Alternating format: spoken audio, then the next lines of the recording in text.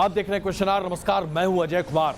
आज एक ऐसी बड़ी खबर आपके सामने लेकर उपस्थित हैं जो हिंदुस्तान और चीन के संबंधों को लेकर कई बड़े सवाल खड़े करती हैं। क्या आप इस बात को जानते हैं कि आज नियंत्रण रेखा जो कि हिंदुस्तान और चीन के बीच में है, उससे महज 125 किलोमीटर की दूरी पर चीन ने एडवांस सैटेलाइट सेंटर बनाया है। जी हां, तिब्बत में चीन ने यह एडवांस सैटेलाइट सेंटर बनाया है। और सबसे बड़ी बात यह है कि इस एडवांस सैटेलाइट सेंटर के बाद चीन अब हिंदुस्तान के तमाम टोही सैटेलाइट को अपने निशाने पर ले सकता है। हमारे तमाम सैन्य टोही सैटेलाइट चीन के बारे में कोई भी जानकारी नियंत्रण रेखा यानी कि एलएसी के पास नहीं जानकारी इकट्ठा कर पाएंगे, क्योंकि ठीक वहीं पर आज बना है एडवांस सैटेलाइट सेंटर। और इसके जरिए चीन उन तमाम सैटेलाइट्स को, जो कि हिंदुस्तानी सैन्य सैटेलाइट्स हैं, उन्हें ब्लॉक करता रहेगा और जब भी चाहे तब भी किसी भी हिंदुस्तानी सैटेलाइट को मार गिरा सकता है। जी हां, सुरक्षा के लिहाज से यह बहुत महत्वपूर्ण इसलिए है कि हमारी अंतरिक्ष की आंखों को कभी भी चीन चाहे तो अंधा कर सकता है।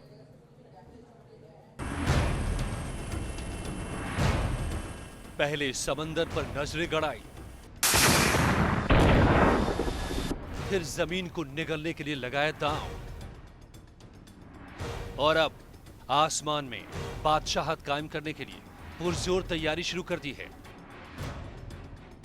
खबर है कि चीन ने एलएसी से करीब 125 किलोमीटर दूर तिब्बत में एडवांस सैटेलाइट ट्रैकिंग स्टेशन बनाया है। चीन के इस सेंटर से भारतीय खोजी उपग्रहों को न सिर्फ ट्रैक किया जा सकता है, बल्कि उन्हें हवा में ही तबाह किया जा सकता है।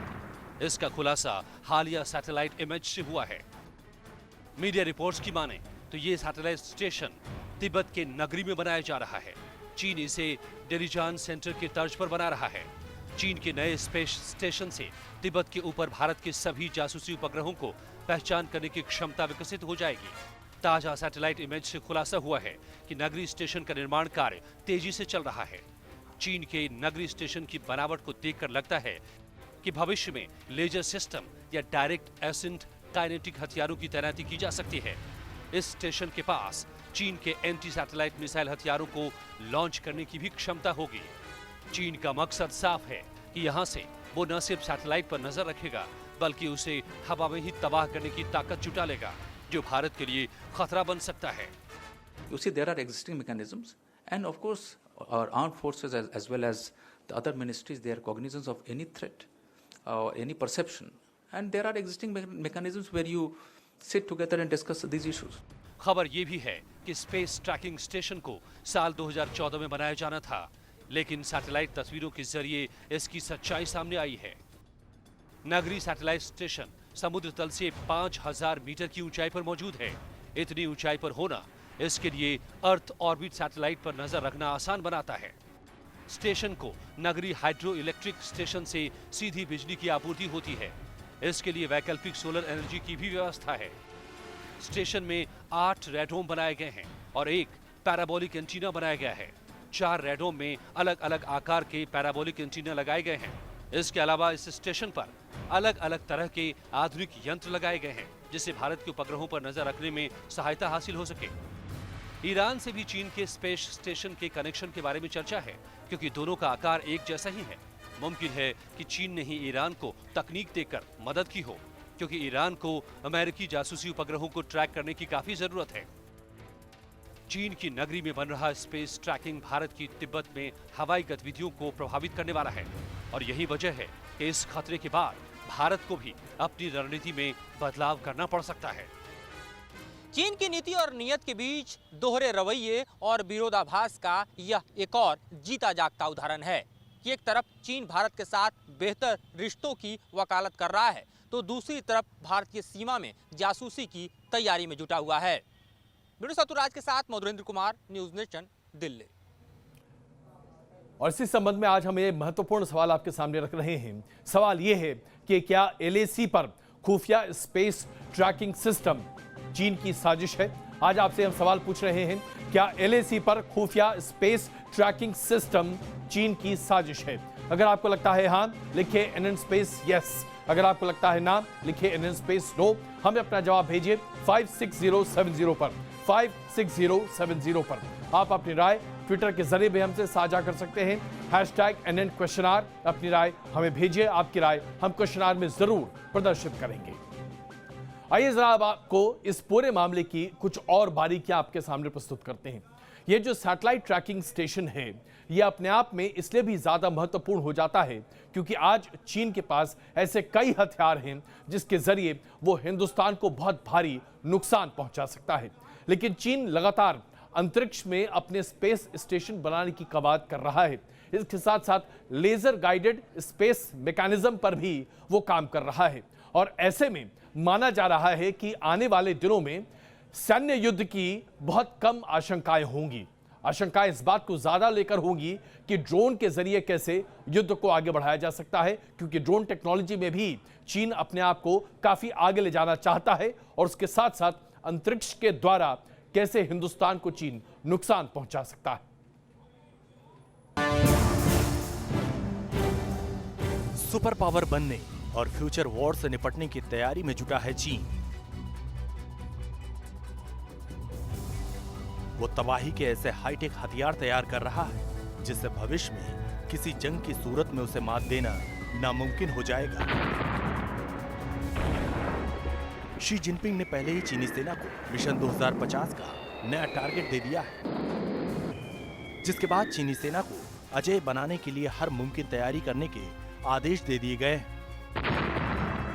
इसे चीन के सुपर पावर बनने की तैयारी के तौर पर देखा जा रहा है। दुनिया के डिफेंस एक्सपर्ट की माने तो चीन का मिशन 2050 सुपर पावर अमेरिका से आगे निकलने की डेडलाइन है। चीन का सबसे खतरनाक हथियार है वू 14, जिसे दुनिया ब्लेड के नाम से भी जानती है। हाइपरसोनिक वेपन सिस्टम वाले इस हथियार की रफ्तार ध्वनि की रफ्तार से 10 गुना तेजी से दुश्मन पर वार कर सकता है या फिर नेस्तनाबूद करके ही दम लेता है। परमाणु हथियार ले जाने में सक्षम चीन का ये अचूक हथियार किसी भी लड़ाकू विमान या रडार की पकड़ में नहीं आता। इसकी ये काबिलियत इसकी अहमियत को कई गुना बढ़ा देती है। ये ब्लेड 6173 से लेकर 12359 किलोमीटर की रफ्तार से चलता है। इस ब्लेड के अंदर परमाणु बम रखा जा सकता है। चीन बेहद आधुनिक एयरक्राफ्ट कैरियर बना रहा है। दावा किया जा रहा है कि ये एयरक्राफ्ट कैरियर परमाणु ताकत से लैस होगा। बताया जा रहा है कि चीन हर हालत में 2025 तक इसे नेवी में शामिल करने की योजना बना रहा है। इतना ही नहीं, चीन के पास कई ऐसे हथियार हैं जो स्पेस वॉर में बेहद अहम भूमिका निभा सकते हैं। वो दूसरे देशों के सैटेलाइट को अंतरिक्ष में ही तबाह करने की ताकत रखता है और चीन इसका डेमो भी दुनिया को दिखा चुका है।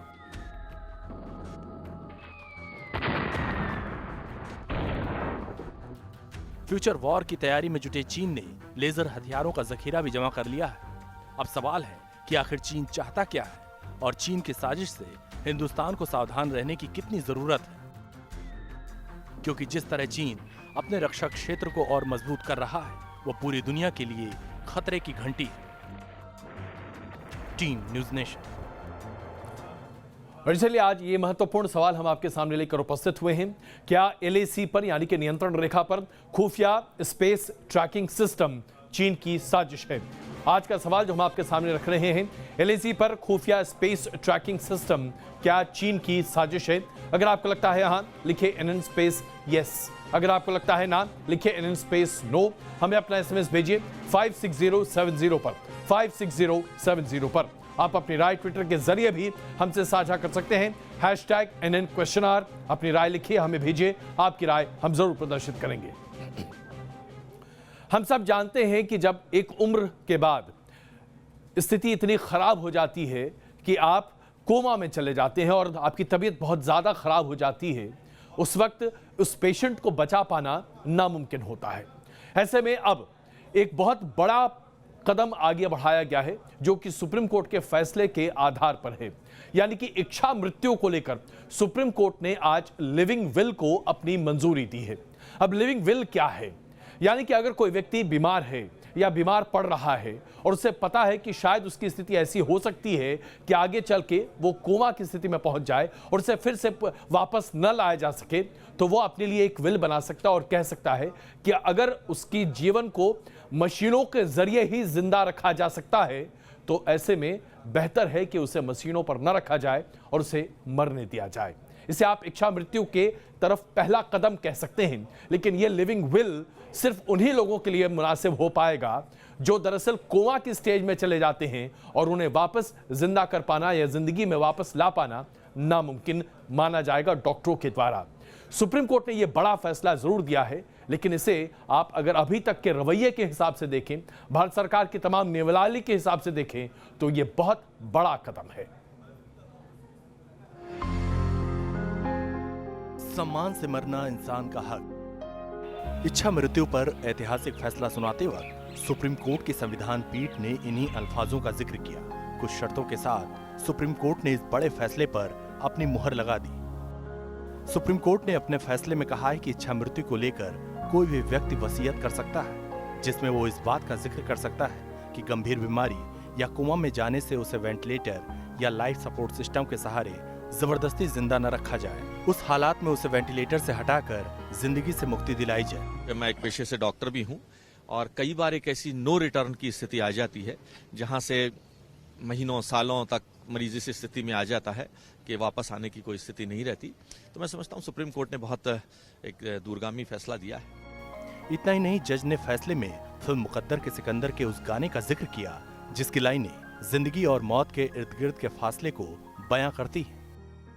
हालांकि वसीयत के बाद भी परिवार और डॉक्टर्स की टीम की इजाजत लेना जरूरी है। सुप्रीम कोर्ट ने साफ कहा है कि लिविंग विल पर मरीज के परिवार की इजाजत जरूरी होगी। साथ ही एक्सपर्ट डॉक्टरों की टीम भी इजाजत देगी जो ये तय करेगी कि मरीज का अब ठीक हो पाना नामुमकिन है। सबसे इम्पोर्टेंट बात है जो कोर्ट ने भी रखी होगी कि ये सब medical experts, medical opinion, medical board की रजामंदी, अप्रूवल, सर्टिफिकेशन के बाद ही किया जाए। दरअसल एक एनजीओ ने लिविंग विल का हक देने की मांग को लेकर याचिका दाखिल की थी। इसमें कहा गया था कि अगर इंसान को सम्मान से जीने का हक है तो उसे सम्मान से मरने का भी हक होना चाहिए। सुप्रीम कोर्ट ने अपने इस अहम फैसले में जीने के अधिकार की कानूनी व्याख्या करने के साथ साथ जीवन और मौत की दार्शनिक व्याख्या भी की। कोर्ट ने स्वामी विवेकानंद के उस कथन को कोट किया जिसमें उन्होंने कहा था कि जीवन एक दिव्य ज्योति है और उसका सम्मान किया जाना चाहिए। अदालत ने भी माना कि जीने के अधिकार में ही सम्मान और शांति से मरने का अधिकार भी शामिल है। वीडियो जर्नलिस्ट सत्या के साथ Arvind Singh, News Nation, Delhi. Supreme Court ने आज अपने इस फैसले में कुछ एक बुनियादी बातों को स्पष्ट किया है। यानी कि अगर आप अपने जीवन को एक अच्छे तरीके से जीते चले आ रहे हैं तो आप बीमारी की वजह से, अपने मृत्यु की वजह से बहुत परेशान ना हो, आप एक अच्छी मौत भी चुन सकते हैं। हालांकि ये आपके हाथ में नहीं होगा, डॉक्टरों की टीम यह मुहैया कराएगी, यह मुकर्रर करेगी और उसमें आपके ऊपर किसी भी तरह का कोई कानूनी अड़चन या व्यवधान नहीं होगा। गौर करने वाली बात यह है कि आत्महत्या करना हिंदुस्तान में कानून अपराध है और अगर कोई भी व्यक्ति खुद अपनी जान लेने की बात करता है तो उसके खिलाफ कानूनी कार्रवाई की जाती है। सुप्रीम कोर्ट में बहस के दौरान केंद्र सरकार ने स्पष्ट किया है कि आत्महत्या को आपराधिक मामला माना जाना या आत्महत्या की कोशिश को आपराधिक मामला माना जाना अब शायद नहीं होगा। ऐसा इसमें बहुत बड़े फेरबदल की बात कही जा रही है।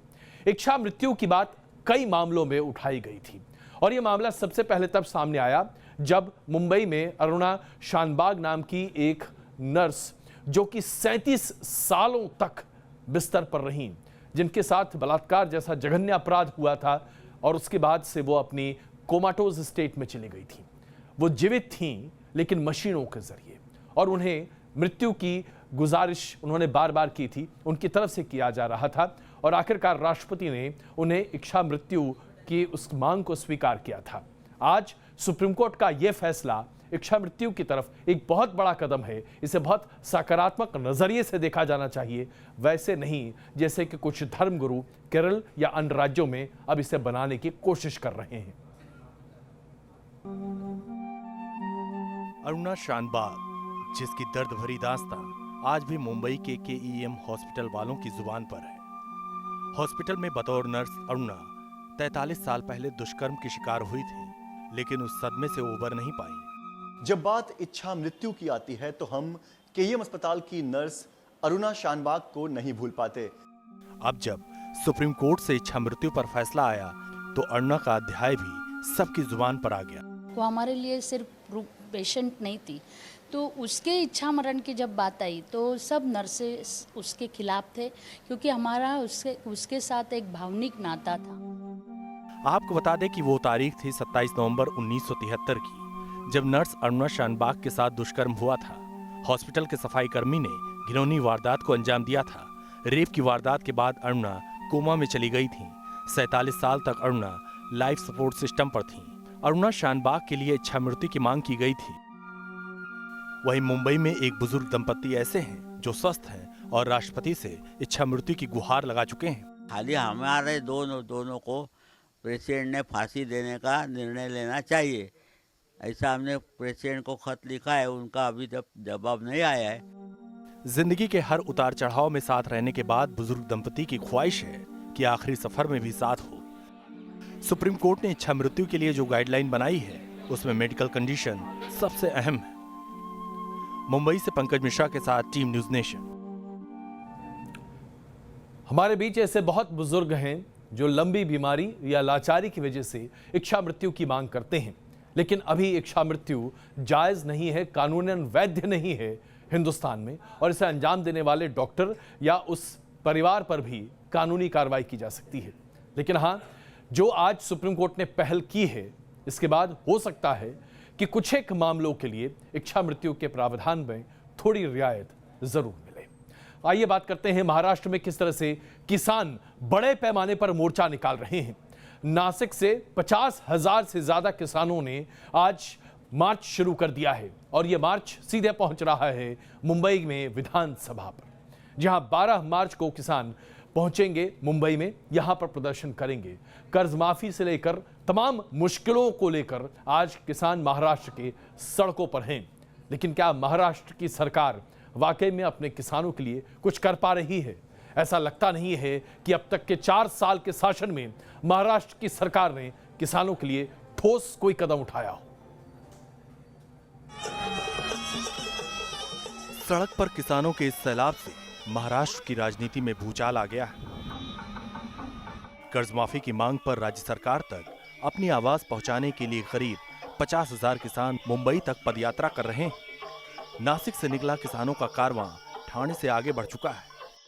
ये तस्वीरें मुंबई से सटे ठाणे के वासिन की है। जब हाईवे पर पोस्टर बैनर के साथ किसानों का मोर्चा निकला तो रफ्तार थम गई। ये कारवां मुंबई की तरफ कूच कर रहे किसानों का है। मुंबई में किसान 12 मार्च को विधानसभा का घेराव करेंगे। किसान संगठनों का आरोप है कि 34,000 करोड़ रुपए की कर्ज माफी के ऐलान के बाद अब तक 1,753 किसान आत्महत्या कर चुके हैं। सरकार पर किसान विरोधी नीति अपनाने का आरोप लगाया है।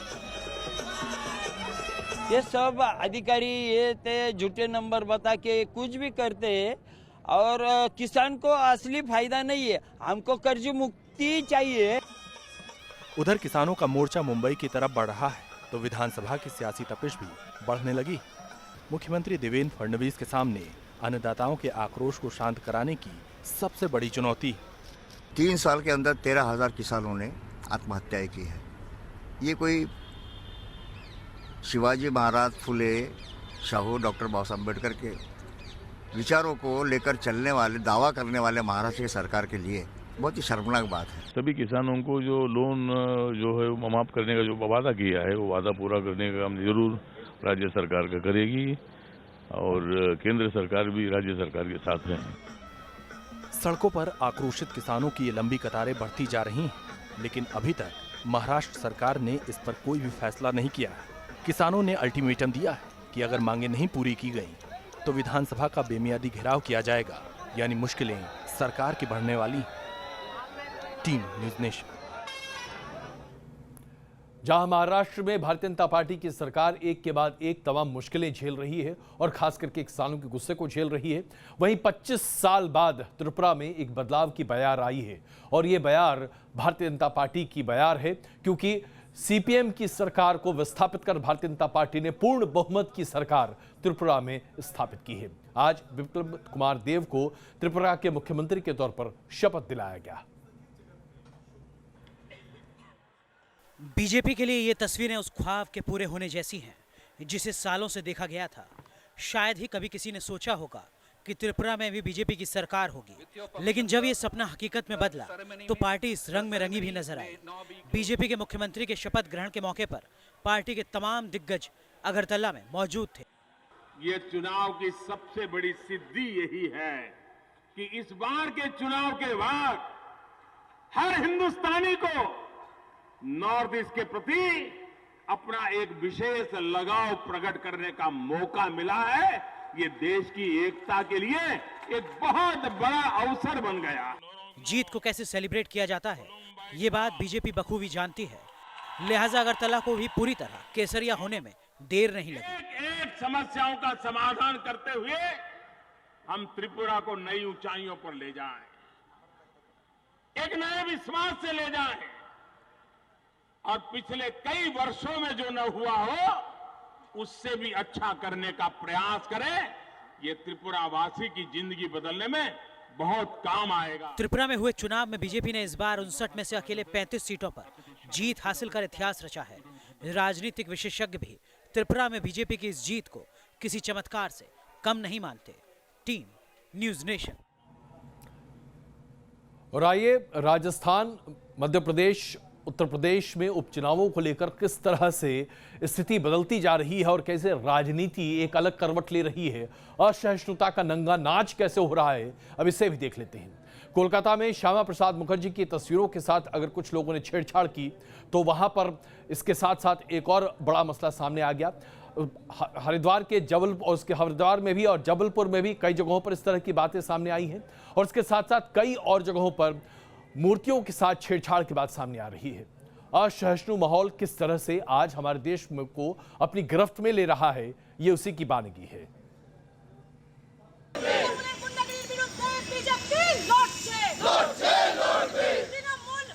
मूर्ति तोड़ सियासत और अब मूर्ति के शुद्धिकरण पर सियासी बवंडर। त्रिपुरा में लेनिन की मूर्ति तोड़ने से जिस तरह नफरत की सियासत का आगाज हुआ वो थमता नजर नहीं आ रहा। सबसे पहले इस तस्वीर के जरिए सियासत को समझने की कोशिश कीजिए। 2 दिन पहले कोलकाता में श्यामा प्रसाद मुखर्जी की तस्वीर को कुछ लोगों ने कालिख पोती थी। अब उस मूर्ति को बीजेपी ने फिर से ठीक कर दिया है और इस मूर्ति के शुद्धिकरण करने के बहाने सियासत भी तेज कर दी है।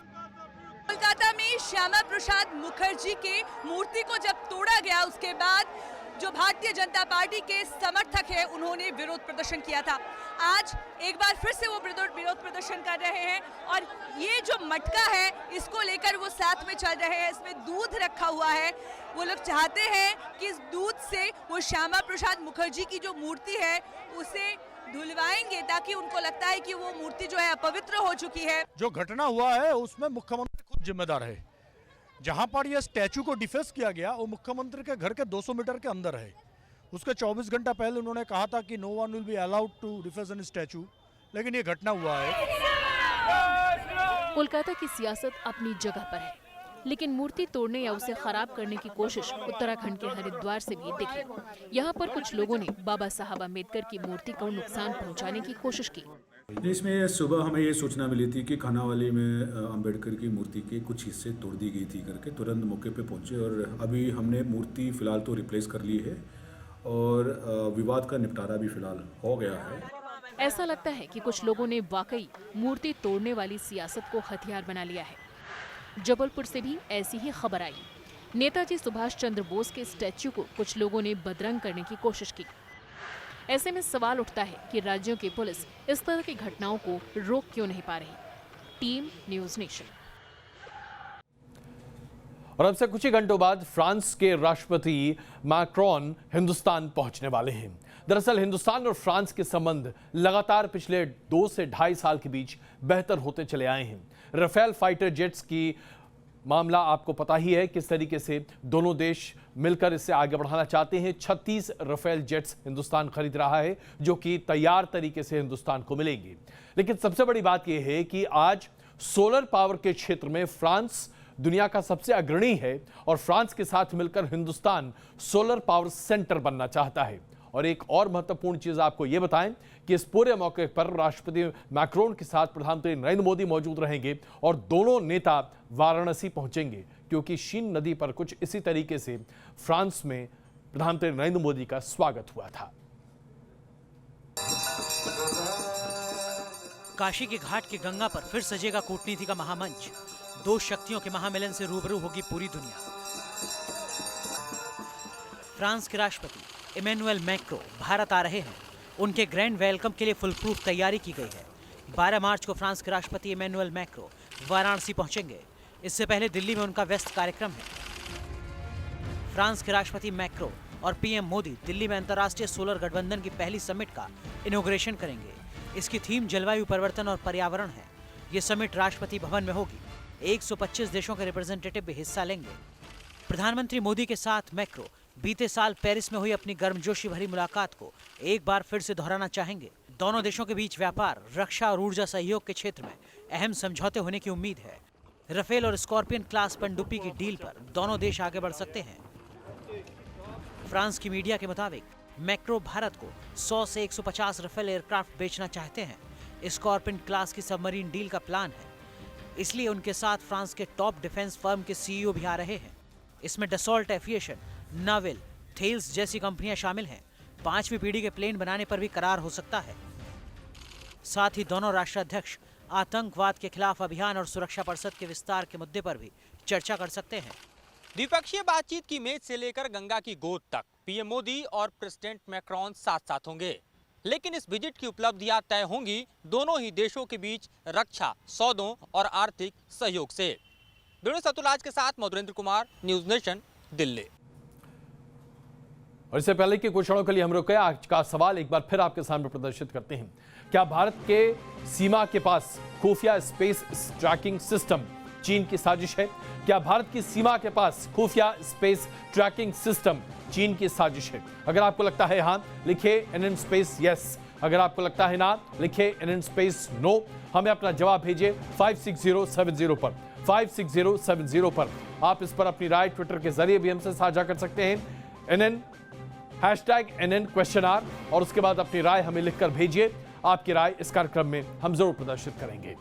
भविष्यवाणियों की बात लगातार होती रही है और हम में से बहुत ऐसे हैं जो भविष्यवाणियों पर विश्वास भी करते हैं और बहुत सारे ऐसे हैं जो मानते हैं कि दरअसल भविष्यवाणियां कुछ नहीं होती, महज बकवास है।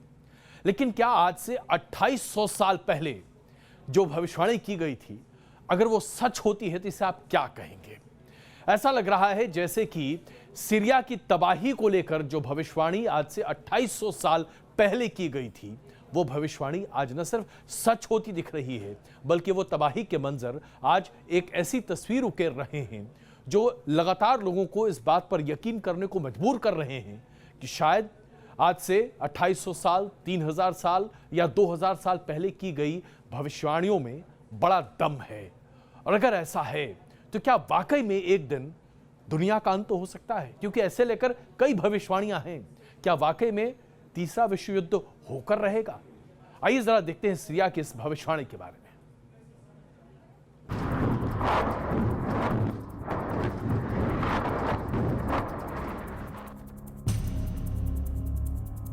जंग से तबाह एक मुल्क, शहर शहर बर्बादी का खौफनाक मंजर,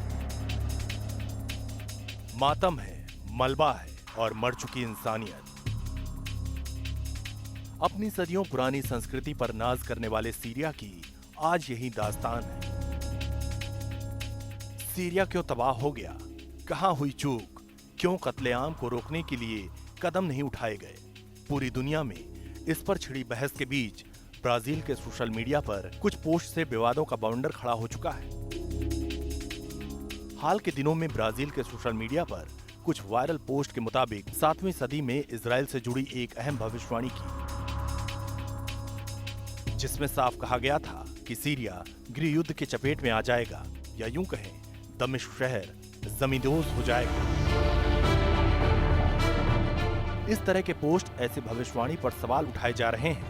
गौर करने वाली बात यह है कि ईसा पूर्व 687 के आसपास जब यहूदियों के पैगंबर ईसाया ने अपनी किताब लिखनी शुरू की थी, 28 सदियों बाद वो सोशल मीडिया पर छिड़ी एक बहस के केंद्र में जंग की आग में झुलस रहे सीरिया को लेकर इस तरह की भविष्यवाणी क्यों की जा रही है? जहाँ तक लग रहा है, जो ये तथ्य सामने आए हैं और जो लोगों ने अपने वक्तव्य इस विषय पर दिए हैं, उन वक्तव्यों को सुनने के बाद से तो ये लग रहा है कि कोई भविष्यवाणी नहीं है, अपितु ये लोगों का आकलन है, जिन लोगों ने पहले के आधार को, पहले के ऐतिहासिक घटनाओं को आधार बना करके और भविष्य में होने वाली घटनाओं को एक तरह से आंकलित किया है।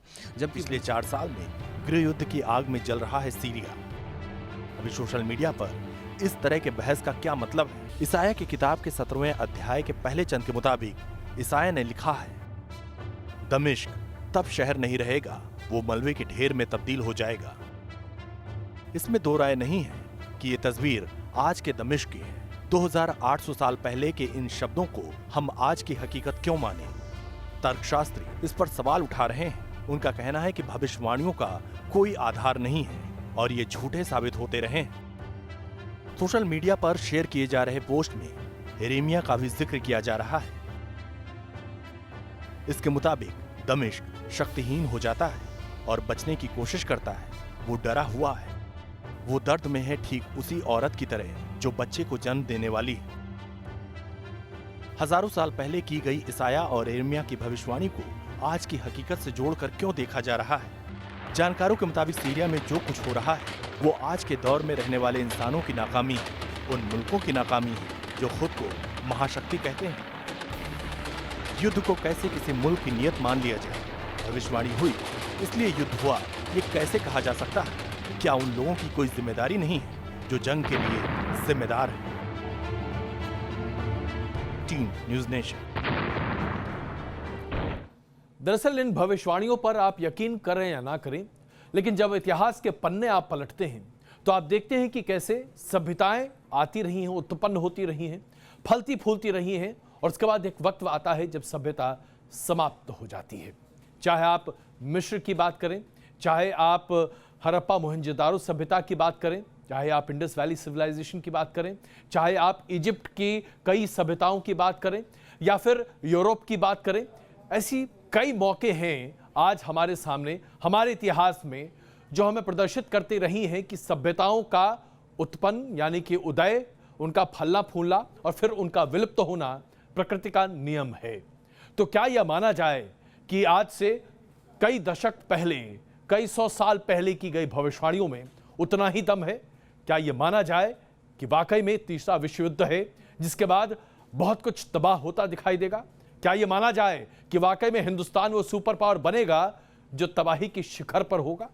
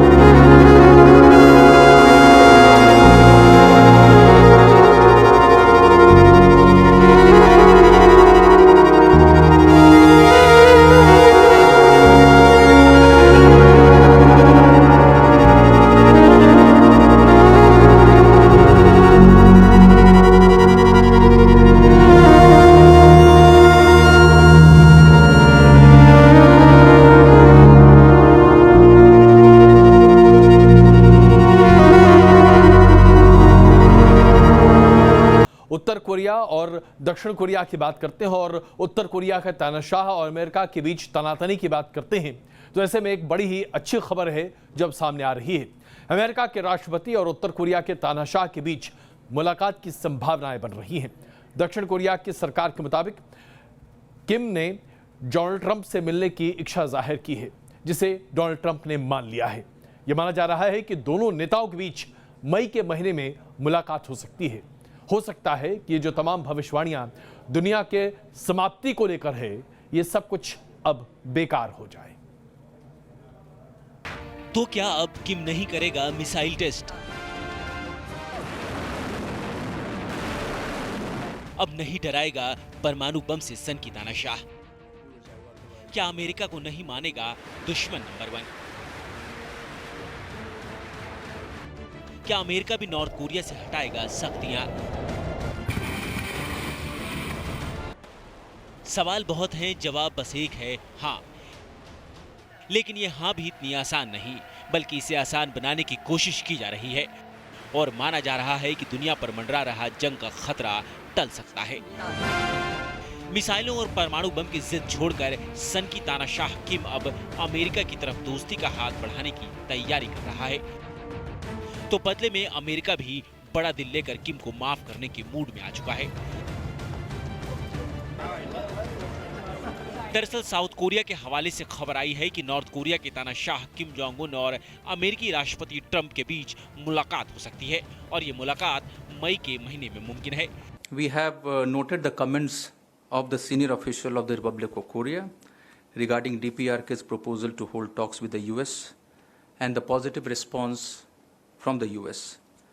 We welcome these developments. India supports all efforts to bring about peace and stability in the Korean Peninsula through dialogue and diplomacy.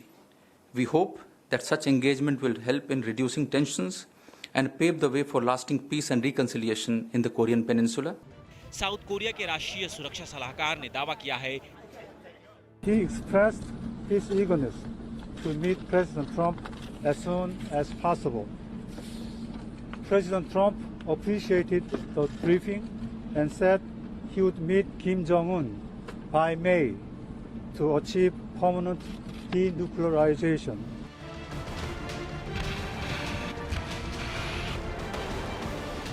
जाहिर है समूची दुनिया ट्रंप और किम की होने वाली मुलाकात का बेसब्री से इंतजार करेगी, क्योंकि अब तक के हालात ऐसे रहे हैं जिसमें जंग का खतरा रहा है। हालांकि इस मीटिंग के लिए मई का इंतजार करना होगा। मार्च से मई के इस इंतजार में किम का रुख और ट्रंप की खामोशी भी बेचैन करने वाली होगी। Team News nation. और अब बात करते हैं क्रिकेट की दुनिया के स्कैंडल की। क्रिकेटर मोहम्मद शामी की मुश्किलें लगातार बढ़ती चली जा रही हैं, क्योंकि उनकी पत्नी ने अब उनके खिलाफ पुलिस में जाकर मामला दर्ज कर दिया है। हम सब जानते हैं कि मोहम्मद शामी के क्रिकेटिंग करियर पर एक बहुत बड़ा अवरोध लगा हुआ है, जिसे लेकर लगातार चर्चाएं हैं। लेकिन जो तमाम तथ्य और जो आरोप मोहम्मद शामी की पत्नी उनके ऊपर लगा रही हैं, उसके बाद वाकई में उनको अपने आप को बचा पाना या पाक साफ साबित कर पाना बड़ा आसान नहीं होगा। अपनी तूफानी गेंदबाजी से विरोधी टीम के बल्लेबाजों के लिए मुश्किल खड़ा करने वाला तेज गेंदबाज मोहम्मद शमी फिलहाल घरेलू जिंदगी की पिच पर खुद बड़ी मुश्किल में है। ये एक नंबर का औरतबाज आदमी है। ये शुरू से लेकर अब तक इसको नशा है औरत की। पहले पत्नी हसीन जहां ने शमी पर एक के बाद एक गंभीर आरोपों की झड़ी लगा दी, तो अब कोलकाता के लाल बाजार पुलिस स्टेशन में शिकायत भी दर्ज करा। लिहाजा शुक्रवार को शमी समेत 4 लोगों के खिलाफ पुलिस ने केस दर्ज किया। पुलिस ने शमी के खिलाफ दहेज प्रताड़ना, हत्या की कोशिश समेत अन्य धाराओं में शिकायत दर्ज की है। हसीन जहान के मुताबिक सिर्फ शमी नहीं बल्कि उनके परिवार के दूसरे सदस्य भी उनके ऊपर अत्याचार करते थे। उन्होंने कोलकाता पुलिस के सामने कंप्लेन किया और कोलकाता पुलिस ने अब उस लिखित कंप्लेन को एफआईआर का रूप दिया है। शमी के खिलाफ जो धाराएं लगाई गई हैं उनमें से कई सारे गैर जमानती धाराएं भी हैं। शुक्रवार को शमी की पत्नी ने मीडिया के सामने फोन के ऑडियो को सबूत के तौर पर पेश किया। किससे पैसे लेने थे सभी? मोहम्मद भाई ने पैसे भिजवाए थे, मुझे उससे पैसे लेने थे। किससे? इधर यूपी के अमरोहा में अपने घर पर दूसरी बार शमी ने मीडिया के सामने अपना पक्ष रखा और अपने ऊपर लगे आरोपों को उन्होंने न सिर्फ गलत बताया, बल्कि जिस मोबाइल फोन का जिक्र उनकी पत्नी ने किया है उसे भी खुद का नहीं बताया है। देखो, ये सब लोग जानते हैं मेरे बारे में कि मैं कैसा हूँ या मैं क्या कर सकता हूँ। देशद्रोही होने के लिए बहुत बड़ी चीज़ बोल दी है मेरे लिए। सो और मेरे देश के लिए। इससे पहले अगर ये चीज़ मेरे मन में ख्याल भी आता है कि मैं देश के खिलाफ कुछ करूं, उससे पहले मैं अपना मैं मर जाना चाहता हूं, उससे बेटर। बीसीसीआई कॉन्ट्रैक्ट से बेदखल होने पर शमी ने बीसीसीआई की जांच पर भरोसा जताया है। बीसीसीआई को मैं पूरा भरोसा है मुझे बीसीसीआई के ऊपर के जो बेटर होगा वो लोग उस चीज़ को डिसाइड करेंगे और इस चीज़ के अच्छे से वो लोग जांच करके जो डिसाइड करेंगे वो मुझे मंजूर है। और जो अगर इसमें अगर कुछ गलत होता है तो जो सबके लिए सजा होगी वो मेरे लिए मंजूर है। हर कुछ उस इंसान ने मेरे ऊपर करा और मैंने सिर्फ अपना घर बचाने के लिए, अपनी और अपनी बच्ची की फ्यूचर बचाने के लिए ये सब सहती रही मैं। गौर करने की बात है कि बीते मंगलवार को शमी की पत्नी हसीन जहां ने अपने फेसबुक अकाउंट पर कई फोटोज शेयर किए थे और शमी पर लड़कियों के साथ अवैध संबंध रखने का आरोप लगाया। पति पत्नी और वो के इस मामले में कितनी हकीकत है, ये बात जांच के बाद ही पता चल सकेगी। लेकिन इतना तो तय है कि टीम इंडिया का ये तेज गेंदबाज आरोपों के चक्रव्यूह में उलझ चुका है। Team News Nation. Mohammed Shami के बारे में तो बस यही कहा जा सकता है, जब घर जलता है तो पड़ोसी तमाशा देखते हैं, और यही शायद हो रहा है। ये स्कैंडल सिर्फ क्रिकेट की दुनिया का नहीं बल्कि आज हिंदुस्तान में हर किसी की जबान पर है। लेकिन हर किसी की जबान पर विराट कोहली का ये वायरल वीडियो भी है। जी हाँ, इसमें विराट कोहली एक अलग ही अंदाज में डांस करते हुए दिख रहे हैं, स्वैग करते हुए दिख रहे हैं, और ये उनका स्वैगर जो है कुछ जबरदस्त लोगों के दिल को भा भी रहा है। देखिए आप। टीम इंडिया के कप्तान कोहली की विराट मस्ती।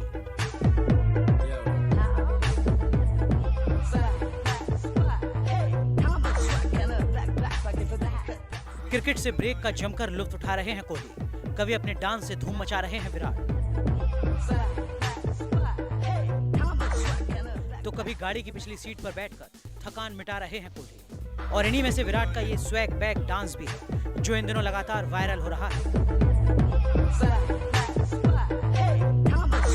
डांस के दौरान कोहली ने अपने कंधे पर बैग बांधा हुआ है और उनकी कदम ताल देखते बनती है। विराट ने न सिर्फ खुद इस डांस को किया बल्कि अपने फैंस को भी इस तरह के डांस करने का चैलेंज दिया।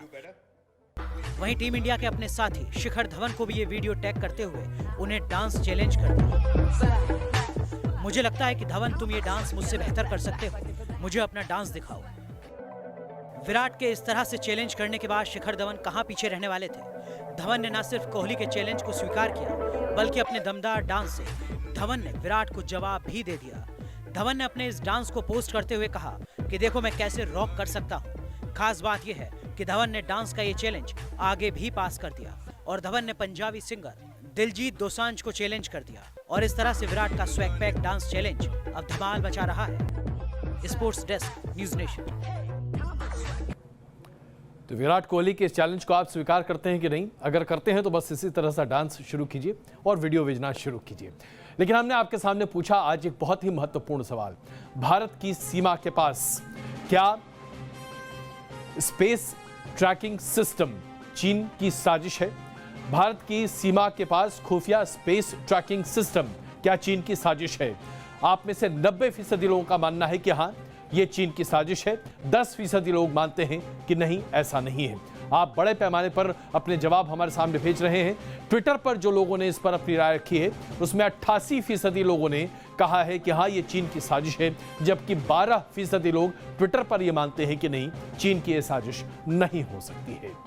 बने रहिए हमारे साथ। क्वेश्चन आवर में आज के लिए बस इतना ही। लगातार देखते रहिए न्यूज़ नेशन।